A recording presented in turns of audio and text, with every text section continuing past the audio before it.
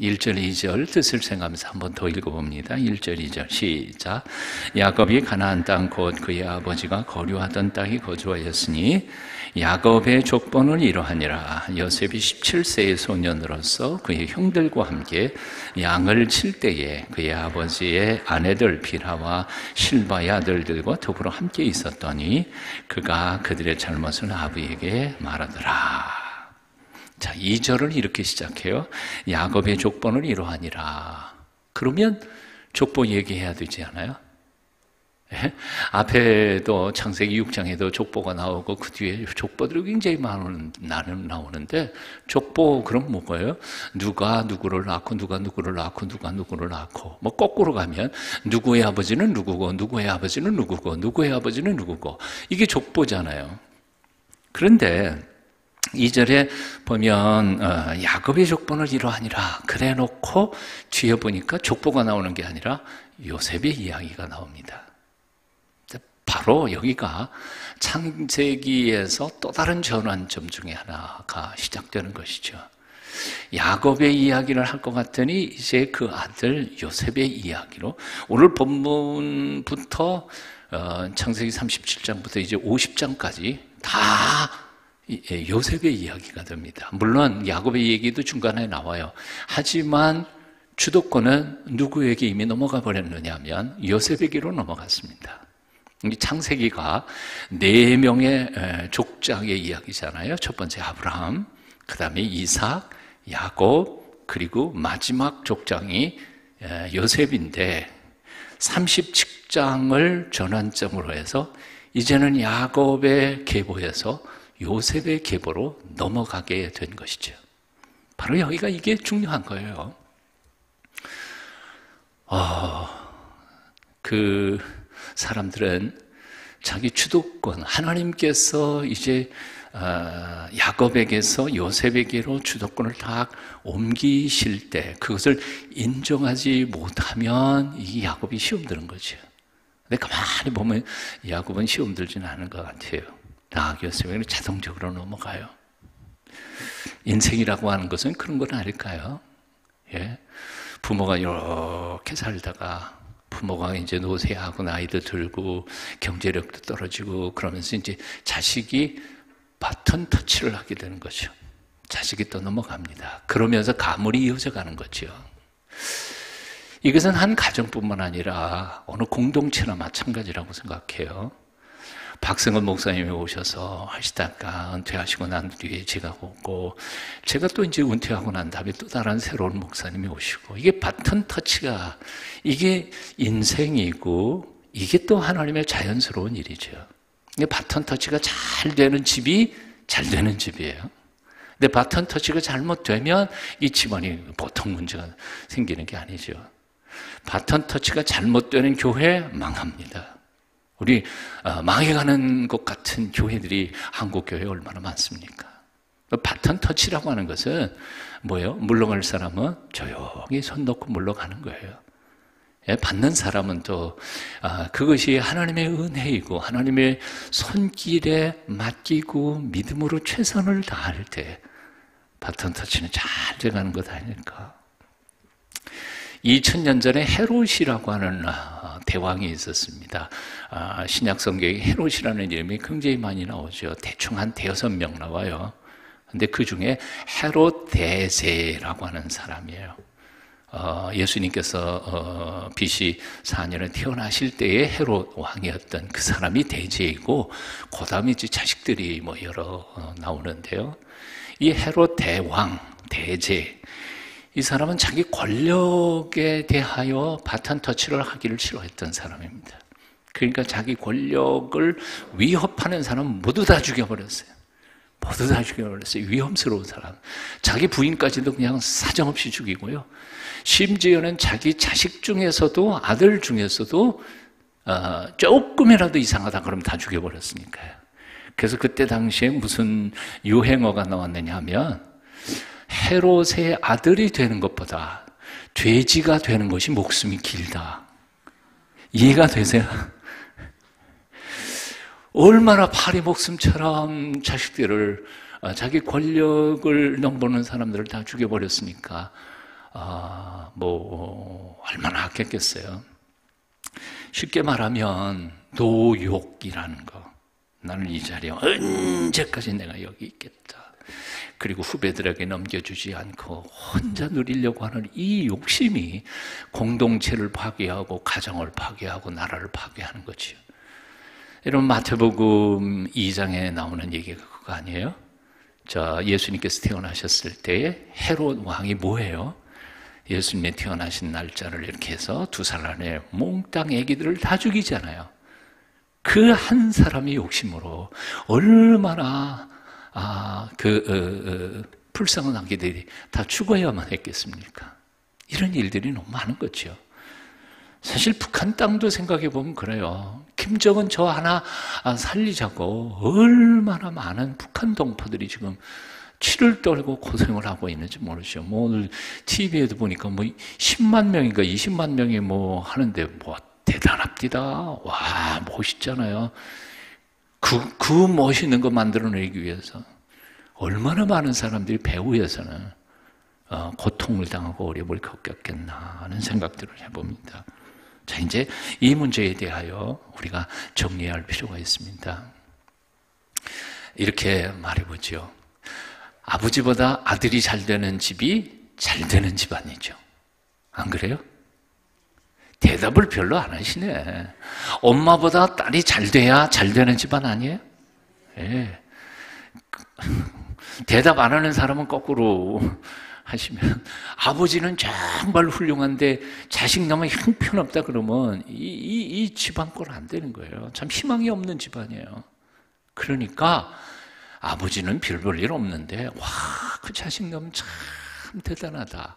이게 잘 되는 집안이죠. 예? 전 목사님은 전 모자라는데 이번에 새로 오신 목사님은 참 대단하다. 그래야 잘 되는 교회 아니에요?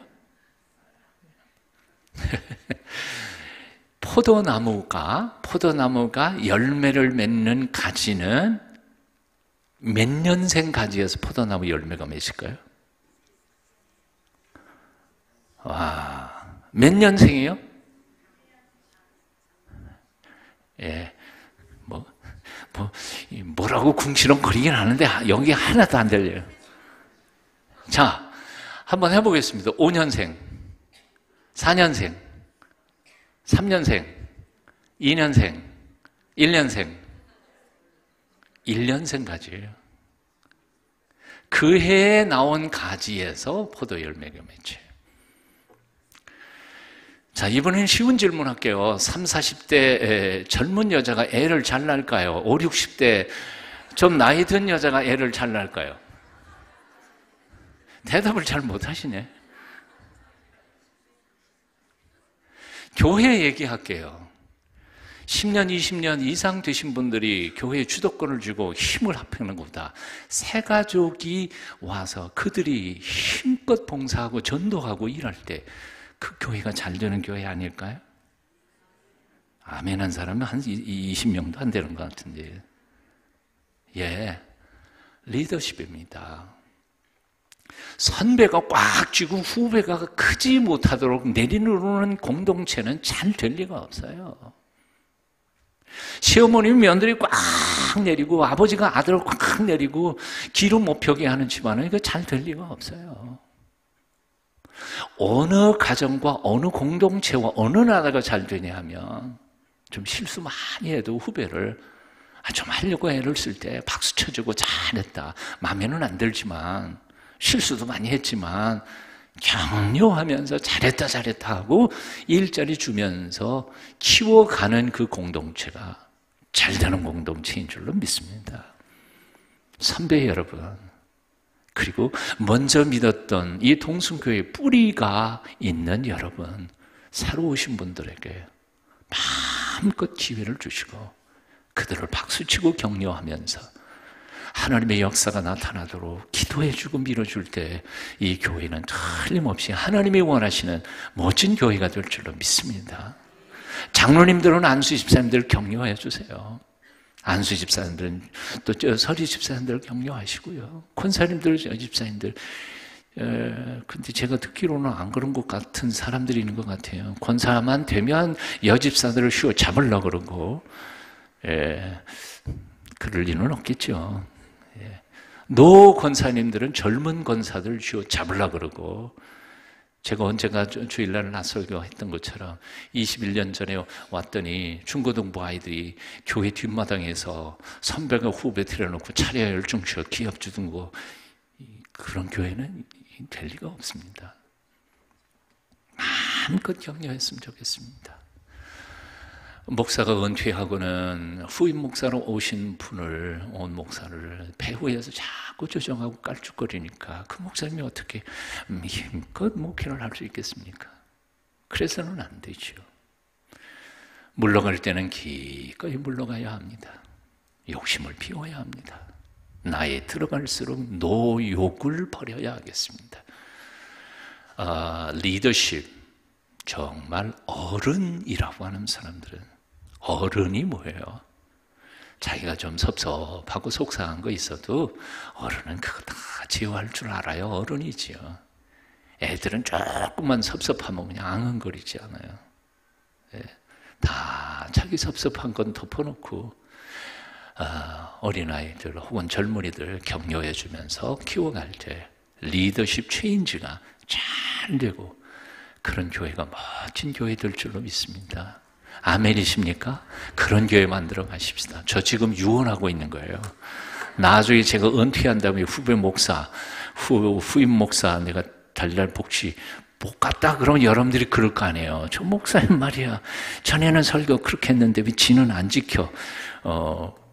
제가 지금 유언해 놨으니까 아마 제가 그러면 여러분들이 당장 나한테 항의할 거니까 저 그렇게 못 할 거예요. 틀림없이.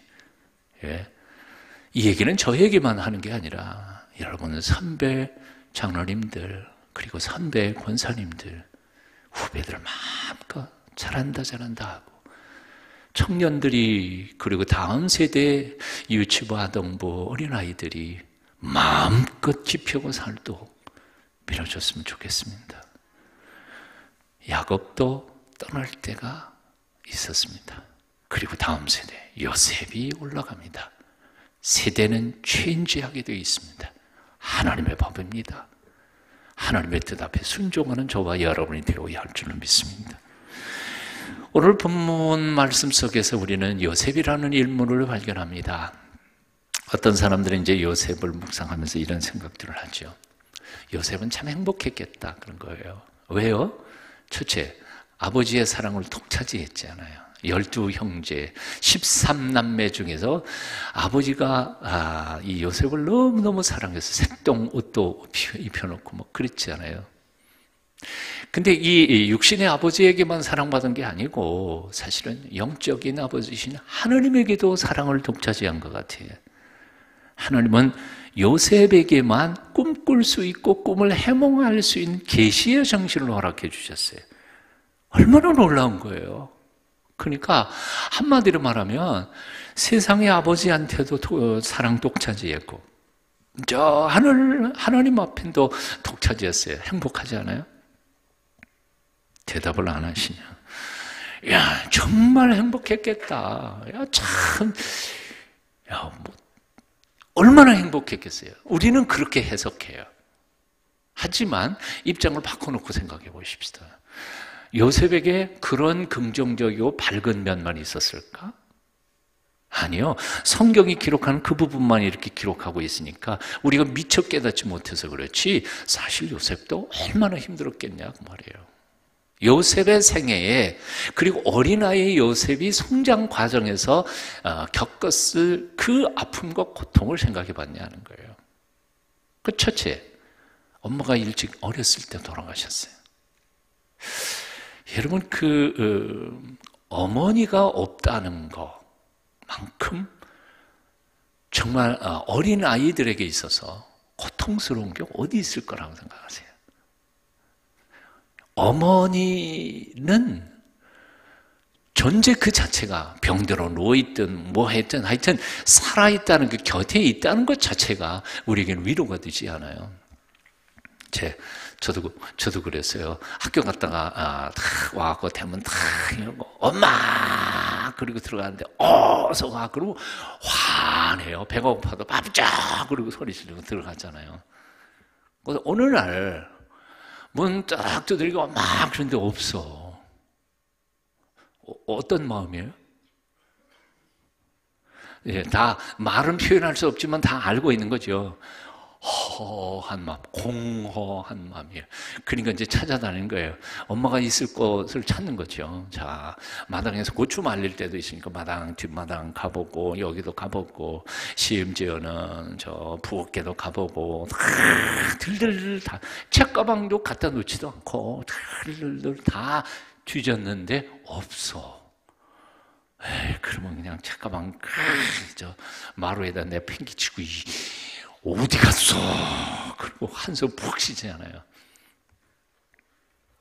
엄마가 없다는 것은 어린 소년에게는 엄청난 아픔이고 고통이었을 것이라고 생각해요. 사실 범죄자들의 대부분의 그 원인, 그것이 바로 어렸을 때에 엄마의 따뜻한 사랑을 받아보지 못한 사람들이 되게 과격한 반사회적인 인물들이 되어가는 것, 범죄자가 되는 것, 틀림없어요. 감옥에 가 있는 사람들 중에서도요, 감옥에 있으면서도 그들이 변화될 수 있는 가장 큰 가능성을 쥐고 있는 것은 바로 엄마의 사랑입니다. 엄마한테 편지를 쓰잖아요. 엄마가 존재한다는 그 사실이 사실은 7범이 됐든 18범이 됐든 그런 사람들까지도 삶을 바꾸고자 하는 원동력이 엄마의 존재입니다. 근데 요셉은 어렸을 때 그 엄마를 잃었습니다. 그리고 사실은 엄마가 있었죠. 예, 큰엄마도 있고요. 예, 종 출신의 엄마도 둘이 있었잖아요. 엄마가 셋이나 있었어요. 그렇지만 자기 엄마는 아니잖아요. 얼마나 힘들었겠어요. 두 번째로 사실은 그 엄마가 왜 죽었습니까? 자기 동생 베냐민을 낳다가 죽었잖아요. 베냐민과 요셉과의 관계는 어땠을까요? 곰곰이 한번 생각해 보십시오. 여러분 같으면 어떻겠어요? 걔 낳다가 엄마가 죽었어요. 예? 내 마음속에는 이런 거죠. 쟤는 죽고 엄마가 살았으면 좋았을 걸. 그런 생각을 누가 안 하겠느냐 그 말이에요. 근데 엄마가 죽어서 저놈이 나왔어요. 그러니까 요셉의 마음속에는 동생 베냐민에 대한 미움이 왜 없었겠느냐 하는 거예요. 자, 그럼에도 불구하고 이 세상 천지에 피부치는 그 동생 하나밖에 없어요. 엄마도 없는 처지에. 그러니까 그 동생을 사랑할 수밖에 없어요. 예? 그러니까 이 동생 베냐민과 자기의 관계는 그야말로 애증의 관계예요. 사랑과 증오의 아주 미묘한 관계를 가졌어요. 그럼에도 불구하고 그 동생을 지켜줘야 된다는 형님의 책임감도 있고 아픔도 있고 사랑도 있고 이 관계가 폭발된 게 언제입니까? 바로 애굽의 총리 대신이 되고 10 형님들이 쌀 사러 왔을 때에 베냐민은 못 왔잖아요. 그러니까 계략을 꾸며가지고 베냐민 데려오게 하죠. 그래서 두 번째 베냐민 데려왔을 때 그 베냐민의 얼굴을 보는 순간 억제할 수가 없어서 그만 거기다 놔두고 골방으로 들어가서 대성통곡하고 다 감정을 정리하고야 나와서 신문을 했으니까요. 얼마나 자기 동생에 대한 그리움과 아픔이 있었겠느냐 하는 거죠. 자, 그런 애증의 관계로 사실은 어린 시절을 이렇게 17살까지 이렇게 자라오는 겁니다. 거기다가 세 번째 고통이 있어요. 그게 뭔가니? 친엄마는 아니지만 엄마 3명. 알뜰살뜰히 왜 살펴줬을까? 글쎄요. 잘 모르겠고요. 10 형님들. 어쩌면 그때 당시에 연령으로 말하면 제일 큰 장남은 이 요셉에게는 아버지보다 더 나이가 많은 사람인 거예요. 그렇게 우락부락하고 세겜성을 그냥 쑥밭으로 만들어 놓은 이런 형 10명이 구박을 하는데 얼마나 힘들었겠느냐 하는 거예요. 그런 구박 속에서 살아와야 했던 겁니다.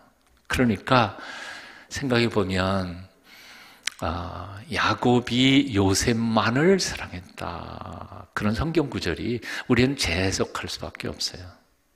야곱이 요셉을 편애했을 것인가? 사실은 야곱은요, 자기가 편애를 당한 비극을, 슬픔을 젊었을 때 가졌잖아요. 아버지 이삭이 누구를 더 편애했어요? 자기 말고 자기 형님 에서만 편애했잖아요. 예. 자기는 아들 취급도 안 하고, 그 아픔을 가진 사람이 야곱이 또 요셉만 편애했을까? 그리고 성경 전체의 흐름을 보면 이 정도쯤에 가서는 야곱은 굉장히 성숙한 신앙인의 모습을 가지고 있었던 순간입니다. 그러니까 저는 해석할 때 야곱이 편애했다고 생각하지는 않아요. 제가 야곱이었다면 아마 이런 거죠. 애미도 없어. 그리고 열 형들이 저 구박하는 거 빤히 알고 있어요. 아버지가 왜 모르겠어요? 다 알죠. 저 어린 것이 거기서 붙어난다는 게 얼마나 힘들고 어렵겠나. 그러니까 좀 다르게 살펴봐 주려고 한 것뿐이었지 편애한 것은 아니었다는 생각이 들어요. 여하튼 여기까지 온 이유가 뭐냐, 이렇게 얘기한 거는 바로 그런 겁니다. 요셉이 우리가 그냥 저 껍데기로 볼 때처럼 요셉은 행복했다. 아버지의 사랑을 독차지하고 하나님의 사랑도 받았으니까 행복했을 것이다. 뭐 부러운 게 없을 것이다. 사실 차별 대우받는 열 형님들이 참 불쌍한 사람들이다. 그렇게 생각할 필요가 없다는 거죠. 이제 이해가 되셨으리라고 생각하고요. 한번 저 따라 한번 해보시겠습니다. 이렇게 말할 수 있을 것 같아요. 남의 떡이 커 보이는 법이다. 왜 안 따라하세요? 다시. 남의 떡이 커 보이는 법이다. 우리 인간의 본성이라는 그런 거예요. 남의 집은 참 행복하게 사는 것 같아. 근데 우리 집은 왜 치질이 궁상인지 몰라. 그렇죠? 옆집에 있는 남편은 얼마나 자상한지 몰라. 근데 우리 남편은 왜 저렇게 까칠한지 모르겠어. 옆집 마누라는 정말 잘해. 근데 우리 마누라는 밤낮 그냥 바가지만 긋고, 옆집 애들은 정말 고분고분 착하고 정직하고, 그런데 우리 집 애들은 왜 이렇게 해? 왜 그렇겠어요? 자기 닮아서 그렇겠지. 근데 하여튼 이게 비교하다가 보면 자꾸 이 생각이 들어요. 그런데 어떨까요? 진리는 뭐냐 하면 겉에서 보기엔 다 행복해 보이는 거예요. 옆에서 보기엔 다 행복한 것 같아요. 예? 옆집 남편이 그렇게 자상한 것 같아요. 어떤 분이 참 재미있게 말씀하더라고요. 그럼 네가 한번 살아봐. 진짜 그런가? 그런 건 아니거든요. 예? 보는 거하고 같이 사는 거하는 건 틀립니다. 근데 이 얘기는 무슨 얘기인가 하니 비교하지 말자는 거예요. 비교는 사탄이 우리를 함정에 빠뜨리게 만드는 가장 좋은 전략 중에 하나입니다. 이제 옆집하고 나하고 자꾸 비교하면 내가 옆 사람이 잘하고 내가 못하면 나는 열등의식에 빠지겠죠. 그리고 절망하게 되겠죠. 나는 왜 이럴까? 우리 집은 왜 이럴까? 우리 자식놈은 왜 이럴까? 그리고 절망하고 낙심에 빠져요. 근데 옆 사람보다 내가 좀 잘하면 무슨 생각이 들까요? 교만한 생각이 들어요. 그래도 내가 낫지. 우월의식과 우월감과 교만에 사로잡히다가 보면 진정으로 하나님께 감사하거나 또는 신앙생활을 옳게 할 수가 없어요. 즉 다시 말하면 비교함으로써 나의 가치를 따지려고 그렇게 살아가는 사람은 잘해봤자 교만하고 사람 위아래 보지도 않고 지 혼자 잘난 사람처럼 교만한 사람이 되거나, 아니면 옆 사람보다 자기가 못하다고 생각이 들면 절망해서 낙심해서 에이씨 하나님 날 버렸나보다 그러고 절망하면서 살거나, 둘 중에 하나가 된다는 거지. 이 둘 다 이건 사탄의 함정이에요. 다 사탄의 함정이에요. 비교해서 경쟁심을 가지고 살아가는 사람에게는 결코 행복할 수 없습니다. 자, 이번에는 따라 하셔야 돼요. 예? 아까는 자꾸 피식이 웃기만 했는데 이번에는 꼭 따라 하셔야 돼요. 행복은 성적순이 아니잖아요. 행복은 성적순이 아니잖아요. 예? 행복은 1등, 2등, 3등 이거 따져가지고 행복해지는 건 아닙니다. 진정한 행복이란 뭐예요? 하나님이 주신 지금의 나의 조건이 하나님이 어련히 내게 최고로 주시지 않았을까 하는 믿음을 가지고 오늘 이 순간 나의 조건에 대하여 자족하며 감사하면서 살 때 진정으로 우리는 행복할 수 있는 법입니다. 옆 사람과 비교하면서 교만하거나 혹은 절망하지 마십시오. 오히려 하나님만 바라보면서 내게 주신 것이 내게는 가장 좋은 조건이고 틀림없이 이 일을 통해서도 하나님이 지금 내가 고난을 겪고 있다면 그걸 통해서도 나를 성숙시켜 가거나 내 자녀들을 훈련시켜서 훌륭한 일꾼으로 위대한 일꾼으로 써주실 줄로 믿는 믿음으로 기뻐하시라는 거죠. 아멘이십니까? 네. 요셉이 그렇게 좋아 보이는 것 같아도요, 내면적으로 깊이 생각해 보면 요셉도 너무 험난한 세월을 살았던 게 틀림이 없어요. 오늘도 옆에 있는 사람 다 아무런 근심 없을 것 같아도 근심 있거든요. 제가 동반성장위원회 위원장으로 이제 우리 서울로에 계시는 미자립 교회 목사님들, 사모님들 저기 강릉 속초 가가지고 이제 그들 위로도 해드리면서 얼마나 힘드시겠어요. 자립하지 못하는 교회 목사님들이 얼마나 힘드시겠어요. 그러니까 노회에서 또 재정 지원도 해드리고 저보고 위원장이니까 저보고 강의를 하라 그래서 강의 처음 하려고 그러는데 다 눈치들이 이렇게 저를 보는 눈치가 뭔지 아세요? 저도 눈치가 빤한 사람 아니에요. 그 목사님들, 사모님들이 저를 보는 순간 느낌이 딱 왔어요. 이 목사님이야 뭐 동순교회 담임 목사님이시니까 행복하시겠지. 우리야 뭐 돈 받아 뭐. 그래서 강의를 할 수가 없겠더라고요. 그래서 제가 그랬습니다. 여러분, 저는 동순교회 목회를 하고 있으니까 고민 하나도 안 할 것 같죠? 그리고 웃으시더라고요. 장로님이 한 분 있는 교회와 20명 있는 교회와 담임 목사의 고민거리가 어떻게 될까요? 그러니까 환해지셔요. 강의 끝난 다음에 쉬는 시간에 그 목사님들 중에 한 분이 저한테 와서 털어놓으시면서 솔직히 이런 얘기를 해요. 목사님, 우리 교회는 장로님이 한 분도 안 계세요.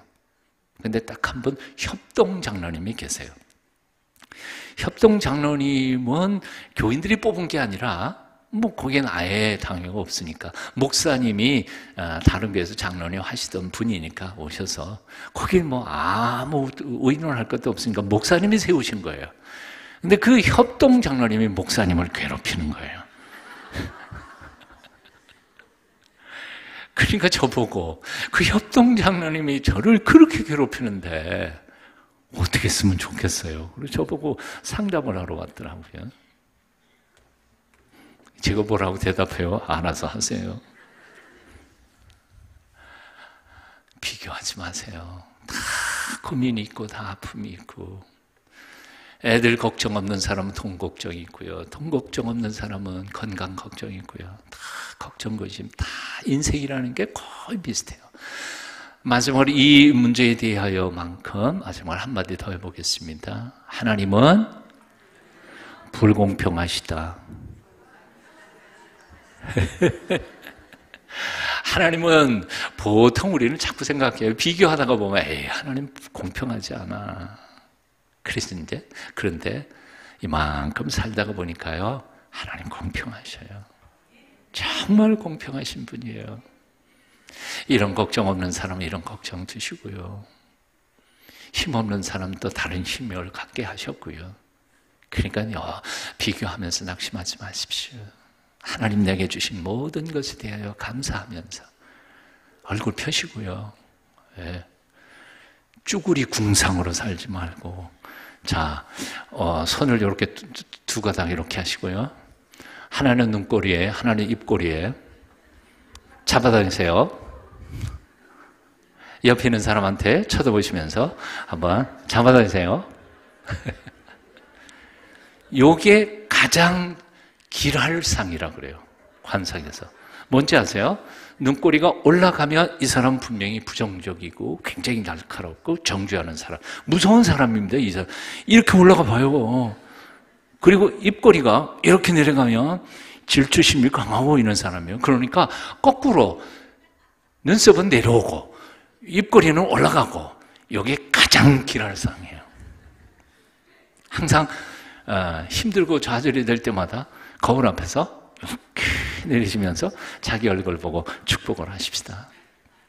마지막 결론, 이 말씀 드려봅니다. 그 부정적이고 어두웠던 요셉의 가정 환경 속에서도 하나님께서는 요셉을 훈련시키신 후에 애굽의 총리 대신이 될 뿐만 아니라 그 가문을 완전히 살려내십니다. 그렇게 되게 한 딱 하나의 요소가 있습니다. 뭐죠? 꿈입니다. 꿈입니다. 꿈은 우리에게 밥 한 그릇 주지 않아요. 그러나 꿈은 위대한 것입니다. 절망을 깨뜨릴 수 있는 가장 강력한 힘을 가진 게 꿈입니다. 돈 없어도 살지만 꿈이 없는 사람은 살 수가 없어요. 그래서 삼성 재벌가의 모두가 자식이 뉴욕에서 자살했잖아요. 수천억 자산을 남겨놓고요. 수천억이요. 와, 나는 그중에 한 3억만 있어도 살 것 같은데 수천억을 남겨놓고도 희망이 안 보이니까 그냥 자살해서 죽었어요. 돈 하나 없어도, 심지어는 저희 청년 시절에는요, 하루에 밥 한 끼 겨우 먹었던 적도 있었으니까요. 그때에도 희망이 있으니까 우리는 이겨낼 수 있었던 거예요. 꿈. 21년 전에 동성교회 부임해가지고 그 다음 해죠. 그 다음에 표가 뭐였느냐 하면, 기억하세요? 우리 저기 전교인 수련회 갔었잖아요, 전명. 그때 주제가 뭐였어요? 꿈꾸는 사람들. 꿈꾸는 사람들. 와, 기억하는 사람들이 있어요. 참 똑똑한 사람들이고 믿음 있는 사람들이에요. 그걸 다 잊어먹다니. 그때 한창 한 2년, 3년 동안 꿈 얘기만 했어요, 제가. 꿈에 대한 이야기. 그랬더니 어떤 분들이 궁시렁거리시면서 그런 말씀을 하셨어요. 대놓고 했으니까 제가 기억나죠. 예? 꿈이 밤 얘기 주나? 꿈 얘기만 한다고. 그래서 제가 상처를 좀 받았지만, 그거요, 뭐, 어때요? 꿈은 밥 한 그릇에게 만들어주진 않아요. 하지만, 꿈 없는 민족이 위대한 민족이 된 적이 없고요. 미래에 대한 꿈이 없는 사람이 위대한 인물이 된 적이 없어요. 네. 꿈은 정말 인생을, 한 번밖에 못 사는 인생을 위대하게 만드는 하나님이 주신 놀라운 선물이에요. 오늘 이 저녁에 나는 여러분들에게 이렇게 말씀드릴게요. 꿈을 달라고 좀 기도해달라고. 기도하시라고. 꿈에도 여러 가지 꿈이 있잖아요. 돼지 꿈도 있고, 용 꿈도 있고, 개 꿈도 있고, 그렇잖아요. 백일몽도 있고, 백일몽, 남가일몽 똑같은 말인데, 백일몽은 뭐예요? 그 낮잠 자다가 꿈 꿨는데 아무것도 아닌 거예요. 그런 아무것도 아닌 꿈도 있어요. 자기 자신, 이기적인 목적에서 자기 자신만을 위한 꿈을 꾸는 사람들, 그건 정말 좋은 꿈이라고 생각할 수 없어요. 근데 여기 요셉에게 준 이 꿈, 히브리어로는 그걸 카존이라고 해요. 영어 번역할 때는 비전이라고 번역을 합니다. 비전. dream이 아니라 비전이에요. 하나님이 보여주시는, 하나님이 주시는 꿈이에요. 근데 하나님이 주시는 카전, 비전은 나 혼자 잘 사는 꿈이 아니에요. 나 혼자 잘 먹고 잘 사는 꿈이 아니라, 이 꿈이 이루어졌을 때에는 나뿐만 아니라 내 주변에 모든 사람들이 다 살아나는, 너도 잘 되고 나도 잘 되고, 너도 행복하고 나도 행복한, 그게 진정한 하나님이 우리에게 주시는 꿈이에요. 여기 요셉의 꿈 속에 열 집단이 자기 집단에게 인사를 하고 또 하늘의 별과 달과 해가 자기에게 인사를 한다. 이거 어떻게 해석해 보면 요셉이 출세에 대한 꿈인 것 같지만 사실은 아니지 않아요. 결국 요셉이 애굽의 총리 대신이 돼서 누가 사는 거예요? 그 집안이 완전히 다 살아요. 그리고 요셉이 그 집안 70명을 끌고 가서 애굽의 람셋이라고 하는 그 좀 떨어진 수소에서 조금 떨어진 아주 풍족한 그 요람에서 400년 동안 이스라엘이라고 하는 국가가 탄생하는 요람이 되지 않아요. 이게 요셉을 통해서 하신 거 아니에요. 하나님의 꿈 비전은요, 한 국가가 탄생하는 꿈이고요, 나 혼자 잘 되는 게 아니라 모두가 잘 되는 꿈입니다. 한 번밖에 못 사는 삶이에요. 나는 우리 동순교회 교인들이요, 언젠가는 죽을 거 아니에요. 안 죽습니까? 우리 다 죽을 거예요. 우리가 이제 꿈을 꿔본들 삼성가처럼 돈을 수천억, 수조 배워 없겠어요? 그런 꿈은 이미 가버렸고요. 여기 대통령 될 수 있겠다 생각하는 사람 손 들어보세요. 없어요, 여기. 아마 없을 거예요. 젊은 사람들 혹 몇 명이 있을까? 하나님이 내게 주시는 위대한 꿈, 이 민족을 새롭게 하시고 남과 북이 통일이 되며 나 때문에 누군가는 행복해지는 위대한 꿈을 하나님 내게도 달라고. 어떻게 그 일이 나 같은 것을 통해서 이루어질지 난 모르지만, 그러나 나의 남은 생애 동안에 몰라요. 내가 전폭해가지고 한 사람 전도한 젊은이가 나중에 대통령이 될 수 있는지도 모르고요. 예? 저 길거리 가던 거지 아이 하나가 어떻게 만나가지고 그에게 예수 그리스도를 소개하고 그를 사랑해서 쏟아부었더니 그게 UN 사무총장이 될지도 모르는 거고요. 꼭 내가 출세해야 되는 건 아니잖아요. 오늘 이 저녁에 저하고 함께 남은 시간 너무 적으니까 오늘은 제가 왜 이렇게 말을 많이 했는지 몰라요. 오래간만에 하다 보니까 그런 것 같아요. 통성으로 한 1분 정도 통성으로 뜨겁게, 하나님 내게도 꿈을 주시옵소서. 나 때문에 누군가는 이 내 집안이 잘 되고 동순교회가 하나님이 쓰시는 온전한 교회가 되게 하시고, 나 때문에 대한민국이 잘 되게 하여 주시고, 나의 기도가 깊어지고 넓어지게 하시고 내 영혼이 하나님 앞에 바로 서게 해 주시옵소서. 통성으로 함께 같이 옆에 있는 분하고 손을 꽉 잡으시고요, 함께 성령이 운행하시면서 우리 모두가 한 덩어리가 되는 꿈 함께 같이 통성으로 기도하시겠습니다. 기도하신 후에 제가 기도할게요. 귀하신 주님을 찬양합니다. 오늘 이 저녁에 옆 사람하고 비교하면서 낙심하거나 상처받거나 교만해지지 않게 하여 주시고, 오히려 내가 있는 자리에서 후배들을 사랑하며 섬기며 새 가족들을 세워서 우리 모두가 다 하나님이 거룩하게 쓰임받는 하나님의 거룩한 종들로 삼아주시기를 원합니다. 꿈꾸기를 원합니다. 위대한 꿈, 하나님이 주시는 비전, 가정을 우리에게 허락해 주시옵소서.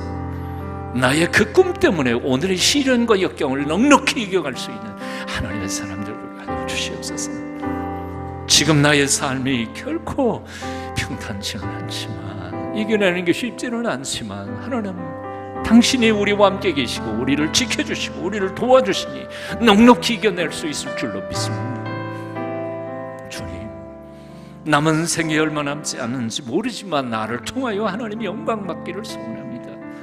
요셉의 위대한 꿈이 우리의 꿈이 되게 하여 주시옵고, 나 때문에 많은 사람들이 하나님 앞에 행복해질 수 있도록 은총을 베풀어 주시옵소서. 동순교회 하나님이 세우셨사오니 이 교회를 통하여 세상에 복받게 하여 주시기를 소원합니다.